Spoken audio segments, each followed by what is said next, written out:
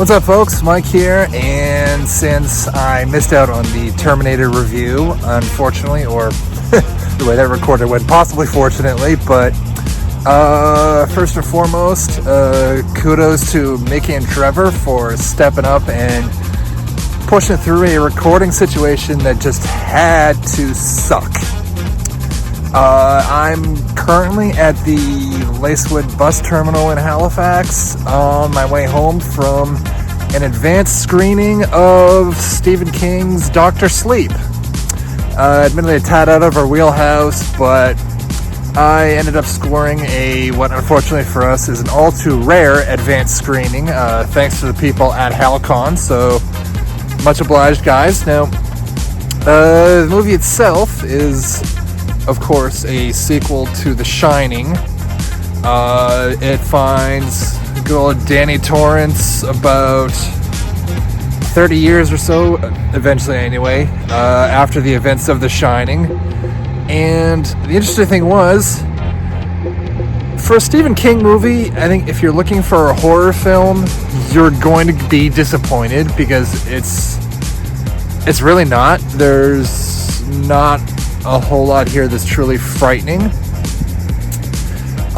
There's actually, of all things, I think the best way I could describe this is it's a superhero film wearing the clothes of a horror movie. It has all the elements of a typical Stephen King horror film, but at the same time, it's just not actually all that scary. The plot is essentially Danny meets up with this girl who has been targeted by a group of people, aliens, supernatural creatures.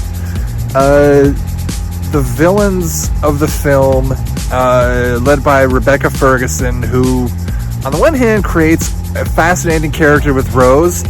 On the other hand, I found that there were times when she kind of switched in and out of having an accent, which was a little distracting.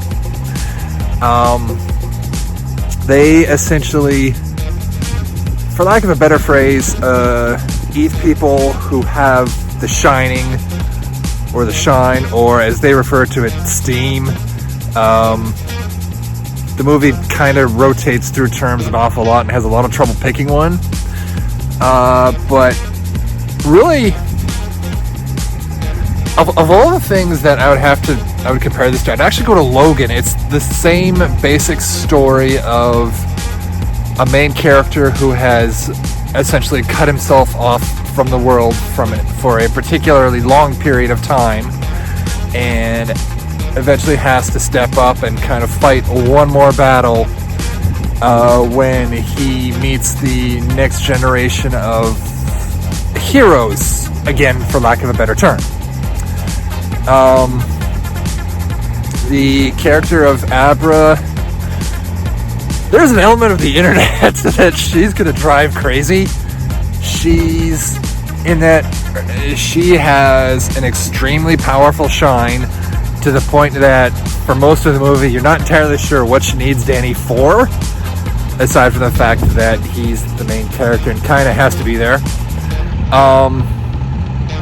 But she is enjoyable, well played. I've unfortunately blanked on the actress's name. This is the drawback to recording on the road.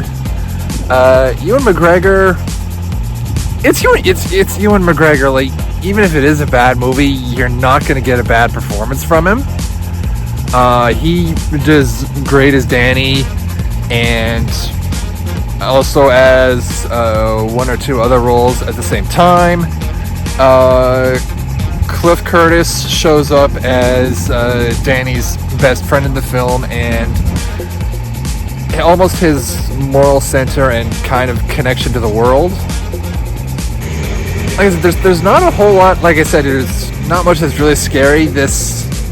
After the way that It Chapter 2 drove me crazy with its reliance on jump scares, I actually found this to be, like I said, almost a superhero film, kind of a meditation on death and the afterlife, because a lot of the middle portion of the film is essentially Danny working in a hospice and kind of helping residents who are about to die, and kind of like comforts them and guides them into the afterlife. After this cat that lives in the hospice goes to a particular resident's room, and apparently this cat always knows who's about to die, which in and of itself is one of those plot elements that I find a little irritating, because it's this fascinating idea that the movie brings in briefly and then just doesn't go back to, which is a little annoying, because I'm kind of going, I would like to know a little more how this works.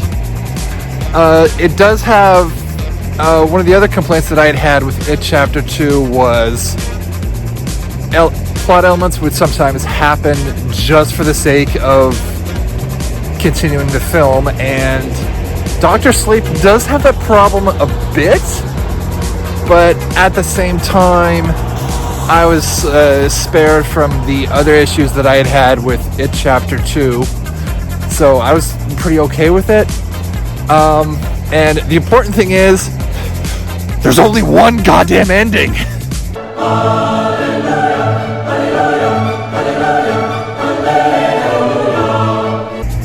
And that was, just the simple fact that there was only a single ending was just such a relief. I did have trouble with the very, very ending of the movie, simply because it felt like they were setting up for a sequel with Abra, the girl. And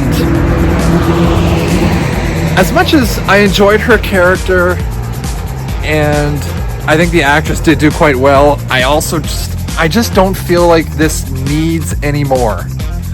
Unless there's a third book in this series that I don't know about, which, not really being a Stephen King fan, is entirely plausible. But with that said, I think I'd have to give this thing a 4 out of 5. The movie stumbles in places, but you have interesting villains who could have used a little more backstory. The visual work in the Dr. Sleep was a lot of the things that they do with things like telepathy and astral projection, basically what The Shining is. It's, well, not exactly on the level of Doctor Strange. I was pretty much in the theater going, okay, yeah, I like what I see. Like I said, if you're looking for a Stephen King horror movie, you might be a bit disappointed with this one. But if you're going in just looking for a Stephen King story, you're going to get a decent, oddly, like I said, a decent superhero film. You're going to get a good meditation on death, the afterlife, and so forth. And I thankfully just have no problem recommending this. So, again, 4 out of 5, not perfect, but what it does well, I felt it did do very, very well. And if the opportunity comes up, I might be down for watching it again. And frankly, after It Chapter 2, Stephen King, in my eyes, is redeemed. This was the Stephen King movie, the only Stephen King movie that should have come out. But with that, I will see everybody November the 16th for our review of the Charlie's Angels reboot.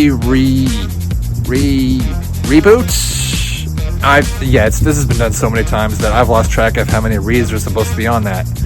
So, until then, don't forget to hit those like and subscribe buttons, share this video with your friends, and drop us a line anytime you like.